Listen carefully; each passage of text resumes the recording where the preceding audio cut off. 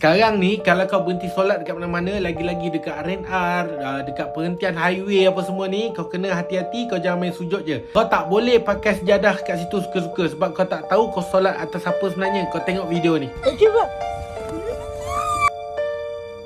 Aku tak tahu siapa yang letak. Aku sambung balik cerita dalam kereta je. Cerita dia, aku pergilah solat dekat satu surau ni tau. Dia perhentian sebelah yang tak ada kedai makan apa semua ni. Aku pergi macam biasa, pergi ambil wuduk dulu. Lepas tu aku masuk dekat surau tu. Kemudian aku nampak ada satu sejadah ni, dia macam cantik sikit. Jadi kita mesti pilih yang cantik, betul tak? Sebab kita nak sujud tu tak nak ada bau kepam apa semua.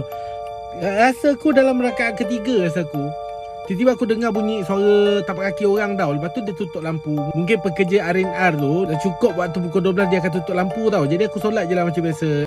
Aku tak adalah rasa takut sebab bunyi kereta apa semua. Ramai orang, memang ramai kat luar lah. Lepas tu aku sujud kali ketiga ni, aku dapat rasa macam lain macam sikit tau. Dia rasa macam kau sujud atas kulit. Lepas tu dia macam meremang-remang bulu roma kau ni. Dia rasa macam bulu tau.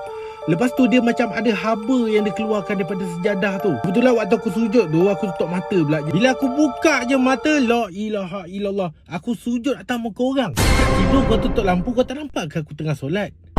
Kau pergi tidur tempat lain lah. Aku rasa tu mesti Nana Izzuan tu. Burger dah siap ke?